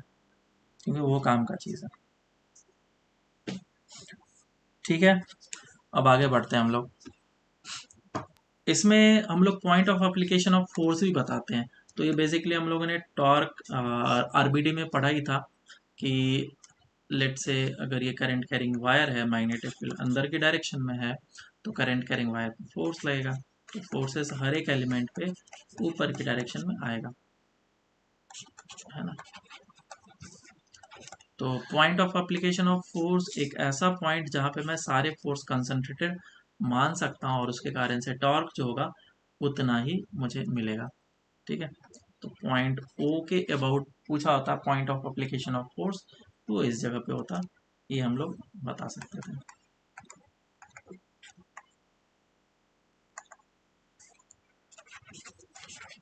इतना उतना इम्पोर्टेंट नहीं है। ठीक है, नेक्स्ट जो दिया गया है डेट इज दो करंट कैरिंग वायर है, दो करंट कैरिंग वायर है, इसमें भी करंट आई फ्लो कर रहा है और इसमें भी करंट आई फ्लो कर रहा है, एंड बोथ आर पैरेलल। वापस से ड्रॉ करता हूँ, बोथ आर पैरेलल। ये करंट कैरिंग वायर और ये करंट कैरिंग वायर, दोनों में जो करंट का डायरेक्शन है that is in upward direction, और मान लो this is I1 and this is I2 and both are infinite current carrying wires, both are infinite current carrying wires। तो पूछा गया find the force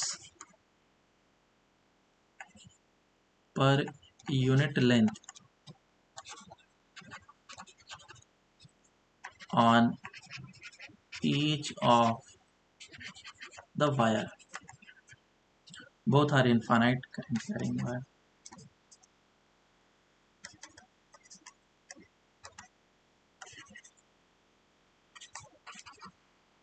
carrying wire, चलो solve करके बताओ इसको। और इन दोनों के बीच का डिस्टेंस दिया गया है डेट इज डी। सॉल्व करो। सबसे पहले ये सोचो ये दोनों पे फोर्स लगेगा कैसे, और ये दोनों पे फोर्स लगा तो ये अट्रैक्टिव इन नेचर होगा या रिपल्सिव इन नेचर होगा, एक दूसरे को अट्रैक्ट करेगा या फिर रिपेल करेगा। तो मैंने क्या करा, I1 करंट लिया और I1 करंट कैरिंग वायर के कारण से डी डिस्टेंस पे मैग्नेटिक फील्ड लिखा। मैग्नेटिक फील्ड किधर होगा, अंदर की डायरेक्शन में होगा। दिस इज I1 और मैग्नेटिक फील्ड का फॉर्मूला क्या होगा, B1 will be equals to mu not I1 divide by 2 pi D. बिल्कुल, और क्योंकि इस मैग्नेटिक फील्ड वाले रीजन में ये करंट कैरिंग वायर रखा हुआ है दूसरा वाला विच इज I2, और इस पूरे रीजन में मैग्नेटिक फील्ड है अंदर की डायरेक्शन में, तो इस मैग्नेटिक फील्ड के कारण से फोर्स लगेगा क्योंकि मैग्नेटिक फील्ड है अंदर की डायरेक्शन में, और करंट कैरिंग वायर पे फोर्स लगता है मैग्नेटिक फील्ड के कारण से, किधर लगेगा, DL cross B L cross B करेंगे तो इस डायरेक्शन में फोर्स लगेगा। This will be the force on second. तो फोर्स ऑन सेकेंड कितना हो जाएगा, मान लो कि मैंने जो लेंथ लिया है एल लेंथ लिया है, इसका लेंथ एल लिया है, तो आई कौन सा करंट I2, लेंथ एल और B1, सो ये हो जाएगा I2 एल इंटू बी का value mu not I1 divide by 2 pi D. तो फोर्स कितना आ जाएगा, F is equals to mu not F divided by L, length को मैंने इस तरफ सेंड कर लिया, mu not I1 I2 divided by 2 pi D. तो दोनों करंट कैरिंग वायर पे इक्वल एंड अपोजिट फोर्सेस लगने वाले हैं। इस वाले करंट कैरिंग वायर पे ये करंट ऊपर की डायरेक्शन में, ये भी करंट I2 इस डायरेक्शन में, तो इस पे फोर्स लगेगा इस डायरेक्शन में और इस पे फोर्स लगेगा इस डायरेक्शन में। So both the wires will attract each other, एक दूसरे को अट्रैक्ट करेगा, लेकिन वही अगर मैं डायरेक्शन को रिवर्स कर दूं तो एक दूसरे को रिपेल करेगा, and this is the force per unit length, per unit length. Let say इसमें जो है मैं वैल्यूज को कुछ इस तरीके से पुट कर लेता हूँ, I1 is equals to I2 is equals to 1 ampere and जो डी का वैल्यू है वो भी मैं पुट कर लेता हूँ, D is equals to 1 metre. Mu not का वैल्यू कितना होता है 4 पाई इंटू 10⁻⁻⁷ होता है। और इन सभी के वैल्यूज को पुट करता हूँ यहाँ पे, कितना आएगा ये 4 पाई इंटू 10⁻⁻⁷, बाकी सभी चीज तो 1 हो जाएंगे, divide by 2 pi, pi pi cancel out, तो this will be 2 into 10⁻⁻⁷।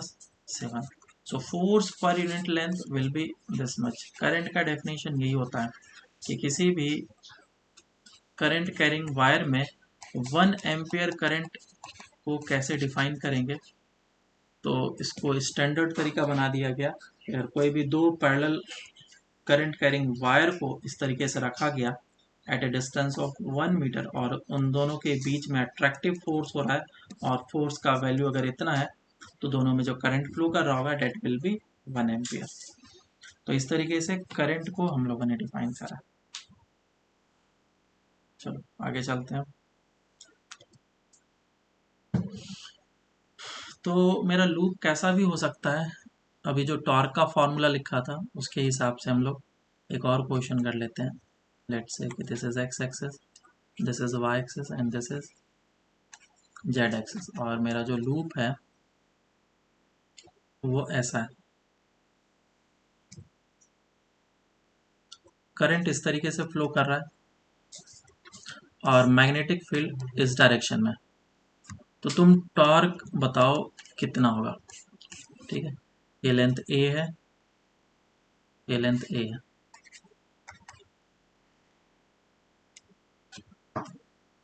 Simple है। क्या करना है, पहले तुम्हें एम का डायरेक्शन देखना है और बी का डायरेक्शन देखना है, फिर एम क्रॉस बी कर लेना है, आंसर आ जाएगा। तब तक मैं दूसरा क्वेश्चन देता हूँ।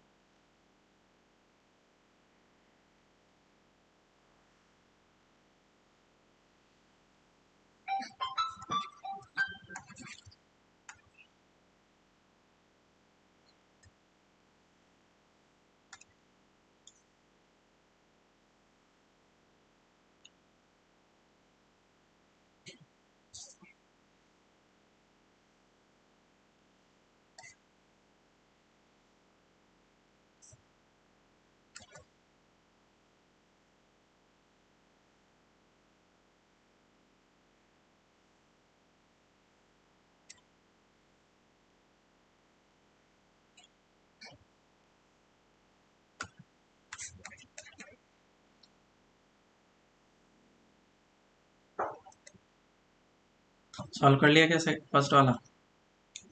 तो टॉर्क कितना आएगा, torque is equal to M cross B. पहले एम देख लेते हैं। तो एम का डायरेक्शन किधर हो जाएगा, एम का डायरेक्शन होगा इस डायरेक्शन में, ये होगा डायरेक्शन। तो magnetic field sorry dipole moment और मैग्नेटिक फील्ड का डायरेक्शन तो सेम है, तो साइन जीरो yes, जीरो हो जाएगा। सो टॉर्क विल बी जीरो। अब इस क्वेश्चन को करो।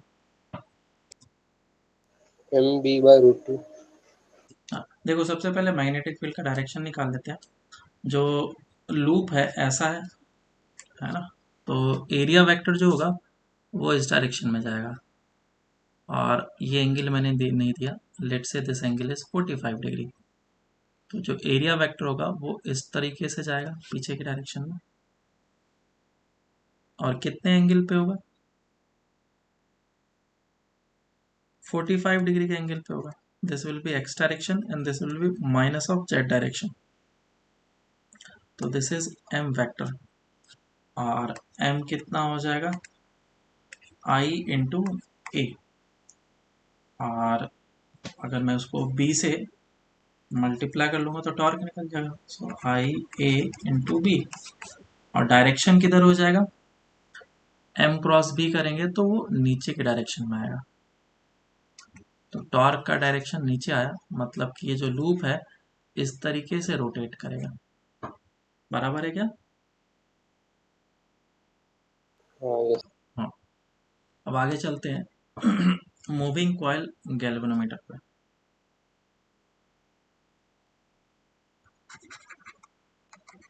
मूविंग कॉइल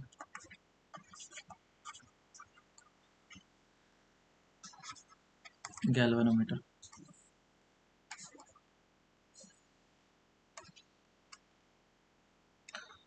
तो ये चीज़ हम लोगों ने थोड़ा सा करंट इलेक्ट्रिसिटी पार्ट में देखा था कि हमारा गैल्वेनोमीटर किस तरीके से वर्क करता है, वर्किंग बेसिकली उसका कैसा होता है ना। क्या था कंस्ट्रक्शन, मैं एक बार वापस से दिखाता हूँ। इस तरफ होता है नॉर्थ पोल और इस तरफ साउथ पोल, पोल्स लगे होते हैं और बीच में क्या होते हैं, सिलेंडर होते हैं और सिलेंडर के ऊपर क्या किया जाता है, ऑयल को रैप किया जाता है। तो लेट से ये हमारे पास एक सिलेंडर है और मैंने इसके ऊपर ढेर सारे कॉइल्स को इस तरीके से रैप कर दिए हैं, ढेर सारे। तो इनफैक्ट अगर इस कॉइल को मैं देखूंगा तो कॉइल कैसा फॉर्म में होगा, रेक्टेंगल के फॉर्म में होगा और ये रेक्टेंगल क्या है, लूप है। तो मैं इस लूप को यहाँ पे रख देता हूँ और इसमें कितने लूप्स हैं, n नंबर ऑफ लूप्स हैं। इनफाइनाइट, हाँ एन एन इनफाइनाइट सॉरी, क्यों रहेगा, नंबर ऑफ लूप्स, ठीक है, हाँ अभी एन ही मान रहा हूँ। और इसमें करंट फ्लो कर रहा होगा, this will be north pole and this is south pole. Let say current in किया है और करंट इस तरीके से फ्लो कर रहा है, आई करंट। तो इस लूप को अगर मैं देखूंगा तो मैग्नेटिक फील्ड, इसका मैं बना लेता हूँ यहाँ पे डायग्राम। मैग्नेटिक फील्ड इस डायरेक्शन में है और लूप का जो m है, डाइपोल मोमेंट, वो किधर है, पॉजिटिव जेड डायरेक्शन में।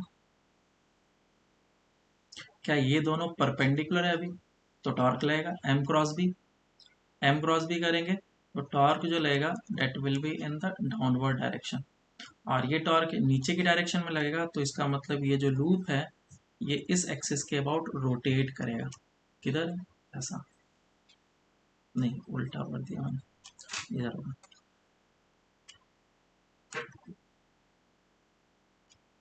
इधर रोटेट करेगा, तभी तो टॉर्क का डायरेक्शन नीचे आया।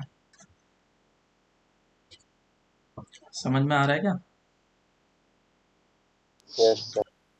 तो अगर ये टॉर्क इस तरीके लगा और ये रोटेट किया तो रोटेट करने के बाद फिर ये कैसा हो जाएगा कॉइल, ऐसा,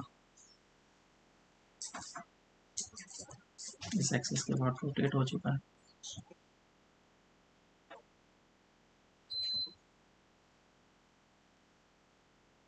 ऐसा, तो कुछ एंगल पे आ जाएगा अभी, तो कुछ एंगल पे आ जाएगा तो ये जो m है वो भी हमारा रोटेट कर चुका होगा, वो इस डायरेक्शन में आ जाएगा m अब, बराबर है। और मैग्नेटिक फील्ड अभी भी इसी डायरेक्शन में है और नीचे लगा रहता है स्प्रिंग, जिसके कारण से ये टॉर्क को बैलेंस करता है और एक इक्विलिब्रियम पोजीशन आएगा जिस पे ये रुक जाएगा। तो जो निडल होगा, निडल इस तरीके से लगा हुआ होगा और वो भी कहीं ना कहीं पे जाकर के रुक जाएगा, तो मुझे फिर रेटिंग दे देगा। तो मैं इसी को निकालना चाहता हूँ कि ये कितना टॉर्क लगेगा। तो मान लो कि एक थीटा एंगल रोटेट कर चुका है, ठीक है, मैग्नेटिक फील्ड इस डायरेक्शन में है, मैग्नेटिक फील्ड इस डायरेक्शन में है और ये थीटा एंगल रोटेट कर चुका है इस तरीके से।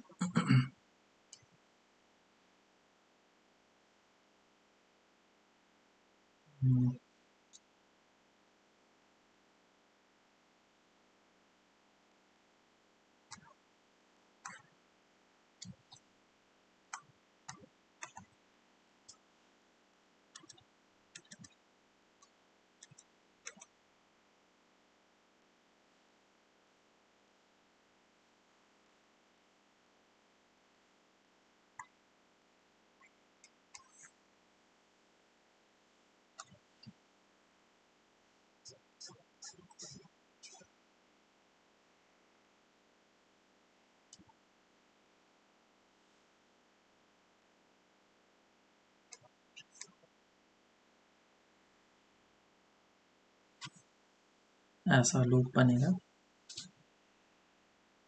और ये इस तरीके से रोटेट कर जाएगा।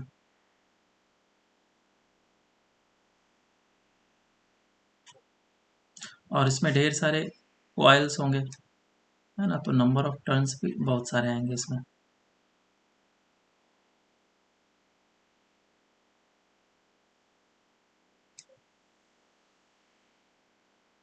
बहुत सारे नंबर ऑफ टर्न्स आएंगे। तो ऊपर एक बार फिर से चलते हैं और फिर से हम लोग देखते हैं ये जो रोटेशन कराया वो किस तरीके से कराया। मैग्नेटिक फील्ड नॉर्थ से साउथ के डायरेक्शन में वो इधर है, और जो एम है वो एम कैसे है, ऐसा है। और टॉर्क कैसे होता है, एम क्रॉस बी। तो टॉर्क अगर एम क्रॉस बी होगा तो ये डायरेक्शन मैंने थोड़ा गलत दे दिया, ऊपर जाएगा। एम क्रॉस बी का डायरेक्शन टॉर्क का ऊपर जाएगा, तो ये रोटेशन ऐसे होगा। तभी तो मुझे लगा थोड़ा गलत हुआ है। टॉर्क का डायरेक्शन इधर जाएगा और फिर ये रोटेशन करेगा। तो सर तो पहले वाला एम क्रॉस बी, मैंने मतलब बी क्रॉस एम कर लिया था, एम क्रॉस बी करेंगे ना। देखो अच्छे से, अच्छा, टॉर्क का डायरेक्शन किधर आया, ऊपर। हाँ हाँ सर, यस। टॉर्क का डायरेक्शन आया ऊपर, तो ये ऐसा रोटेट करेगा और ऐसा रोटेट करेगा, तो ये जो लूप बनेगा वो ऐसा बनेगा, और इसका जो एम वेक्टर होगा वो इस डायरेक्शन में आ चुका होगा। ठीक है, एम वेक्टर के डायरेक्शन को मैं डिनोट कर देता हूँ। This will be the direction. Magnetic field तो इसी डायरेक्शन में है, और ये थीटा एंगल से रोटेट किया है, तो जेड एक्सिस से, जेड का डायरेक्शन से थीटा होगा। मैं जेड एक्सिस को ऐसे बना देता हूँ, थीटा एंगल। अब मैं टॉर्क लिख लेता हूँ। टॉर्क इज इक्वल्स टू क्या होता है, एम क्रॉस बी। और ये जो एंगल्स वगैरह हैं वो वेरी कर सकते हैं डिपेंडिंग अपॉन तुमने एम किधर लिया, मैग्नेटिक फील्ड किधर लिया, रोटेशन किधर हो रहा है। करंट का डायरेक्शन तो मेरा इधर है, लेकिन अगर तुम करंट का डायरेक्शन रिवर्स कर लोगे तो फिर तुम्हारा डायरेक्शन चेंज हो जाएगा, रोटेशन अलग डायरेक्शन में होने लगेगा। तो torque is equals to M कितना होगा अब, M is I into A. अब क्योंकि नंबर ऑफ टर्न्स है इसमें तो एन से मल्टीप्लाई करना पड़ेगा, तो हो जाएगा I into A into N, और मैग्नेटिक फील्ड बी, बी रहेगा, और sine theta, where theta is angle between them. लेकिन यहाँ पे एंगल बिटवीन देम तो थीटा नहीं है, थीटा ये वाला होगा, आया ना। तो this will be 90 minus theta. So this is equals to I A N B I N A cos theta. This is torque. तो ये मेरा टॉर्क का फॉर्मूला निकल के आएगा, और इसमें अगर एरिया चाहो तो एरिया को मैं ए स्क्वायर चाहूँ तो पुट कर सकता हूँ, और भी आगे जा सकता है। और इसमें पोटेंशियल एनर्जी का फॉर्मूला क्या होता है, potential energy equals to M dot B. तो कोई थीटा एंगल अगर ये रोटेट करेगा तो उसके कारण से इसमें कुछ एनर्जी भी स्टोर हो जाएगा, तो वो पोटेंशियल एनर्जी अभी कितना आ जाएगा, minus of M dot B, मतलब M B sine sorry cos theta, cos theta. Theta कितना होगा, angle between them which is 90 minus of theta, तो ये हो जाएगा एम बी कॉस के जगह पे sine theta. So this will be the potential energy at this instant of time. तो इस पे कुछ क्वेश्चंस कर लेते हैं, उसके बाद फिर ये पूरा हमारा चैप्टर कंप्लीट हो जाएगा। ठीक है, दो क्वेश्चन कर लेते हैं। क्वेश्चन है find potential energy and torque for the following. पहला दिया गया है कि एक करंट कैरिंग वायर है जिसमें करंट इस तरीके से फ्लो कर रहा है, और इसका एरिया मतलब ए है, और ये स्क्वायर है, साइड लेंथ ये दे रखा है। और जो मैग्नेटिक फील्ड है वो मैग्नेटिक फील्ड इस डायरेक्शन में दिया गया, this is X axis, this is Y axis and this is Z axis. Magnetic field 45 degree पे है in X Z plane, solve करो इसको। सेकंड क्वेश्चन दे देता हूँ मैं। ये कुछ इस तरीके से दिया गया है, करंट कैरिंग वायर, और इसमें करंट इस तरीके से फ्लो कर रहा है, और मैग्नेटिक फील्ड इसमें ऐसा है, इस डायरेक्शन में, और ये हमारा एक्सिस है। इस एक्सिस से ये जो एंगल दिया गया that is theta, this angle is theta,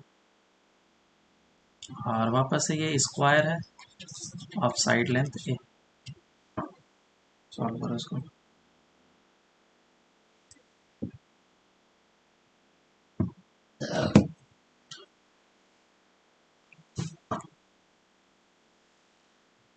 चलो सॉल्व करते हैं इसको।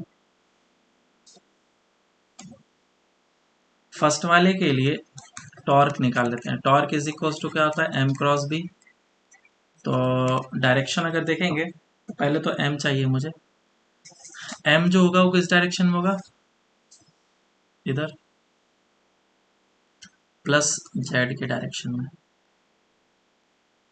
ठीक है।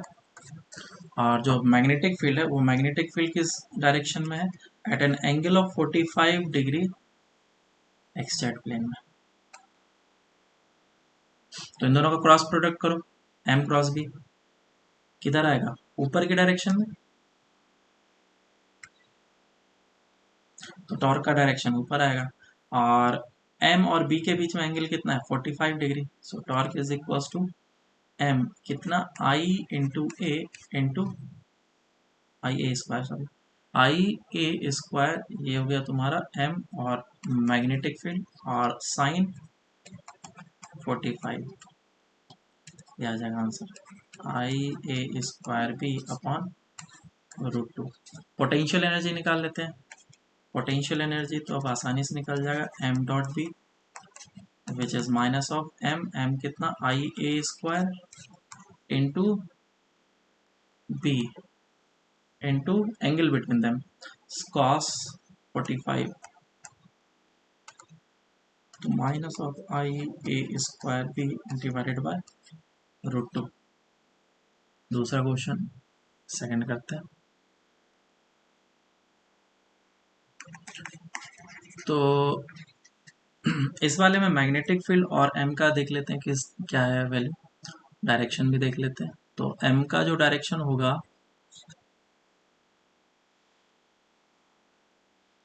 वो ऐसे होगा, परपेंडिकुलर इससे, और मैग्नेटिक फील्ड जो है वो इस डायरेक्शन में है, और इन दोनों के बीच का एंगल कितना है, ये एंगल दिया गया है थीटा, ये लाइन भी पैरेलल है इसके साथ, और इसको मैं थोड़ा एक्सटेंड कर देता हूँ। तो ये एंगल थीटा होगा, ये एंगल थीटा होगा, ये एम का डायरेक्शन, और ये कितना बनेगा 90 minus of theta. So torque is equal to M cross B, M B sine theta, M cross B करेंगे तो ऊपर की डायरेक्शन में आएगा torque, which is I into A square into B sine 90 minus of theta, I A square B cos theta. और potential energy is equals to minus of M B cos 90 minus theta, से हो जाएगा minus I A square into B sine theta, answer. और इसमें अलग अलग तरह के क्वेश्चन भी पूछे जा सकते हैं, जैसे कि ये डायपोल का क्वेश्चन पूछा था। लेट्स से कि मैग्नेटिक फील्ड इस डायरेक्शन में है और मेरे पास एक लूप है कुछ ऐसा, और इसमें करंट फ्लो कर रहा है इस तरीके से, आई छोटा सा लूप है और ये स्क्वायर है। तो अगर मैं इसको इस जगह से रिलीज कर दूं तो वापस से जब ये 90 डिग्री रोटेट कर लेगा तो इसका ओमेगा कितना होगा, इस तरीके से क्वेश्चन पूछा जा सकता है। ये पूरा सिस्टम का मोमेंट ऑफ इनर्शिया आई है। ठीक है, इस तरीके से क्वेश्चन पूछा सकता है। Find omega after it rotates 90 degree. तो देखो सिंपल सा, अभी ये जो है मैग्नेटिक मोमेंट इस डायरेक्शन में है और मैग्नेटिक फील्ड इस डायरेक्शन में, विच इज टोटली 90 डिग्री। और एम क्रॉस बी करेंगे, तो एम क्रॉस बी करेंगे तो टॉर्क का डायरेक्शन किधर आएगा, नीचे। मतलब कि ये इस एक्सिस के अबाउट रोटेट करने वाला है इस तरीके से। और जब ये पूरा ही लूप ऐसा हो जाएगा ताकि एम इधर आ जाए, मैग्नेटिक फील्ड इधर आ जाए, तो फिर टोटल टॉर्क जो होगा वो ज़ीरो हो जाएगा, फिर वो रोटेट नहीं करेगा ना। तो ये ओमेगा निकालना पड़ेगा। तो पोटेंशियल एनर्जी जो है, पोटेंशियल एनर्जी किस में कन्वर्ट हो जाएगा, काइनेटिक एनर्जी में। और ये रोटेशनल काइनेटिक एनर्जी बनेगा। पोटेंशियल एनर्जी कितना होता है, minus of M dot B. तो जब 90 डिग्री हो जाएगा तो 90 डिग्री पे पोटेंशियल एनर्जी कितना हो जाता है, 0। तो इसका मतलब जो भी अभी इस टाइम पे पोटेंशियल एनर्जी है वही एनर्जी कन्वर्ट होने वाला है। तो मैं मैग्नीट्यूड में इसको लिखूंगा M B cos 90, sorry cos अभी कितना है, कॉस 90 है ना। पोटेंशियल एनर्जी का डिफरेंस ले लेता हूँ, this is final minus of initial. तो ये तो हो जाएगा एक 0, और कौन सा, एक थीटा हमारा होने वाला है 90 डिग्री और एक थीटा होने वाला है 0 डिग्री। तो इसके क्रॉसपॉन्डिंग हो जाएगा 0, और इसके क्रॉसपॉन्डिंग क्या हो जाएगा, एम बी। यहाँ से जितना भी पोटेंशियल एनर्जी में चेंज हुआ है डेट इज एम बी, वो कन्वर्ट हो जाएगा rotational kinetic energy which is half I omega square. Omega निकाल लो इधर से, एम बी अपॉन आई का रूट अंडर।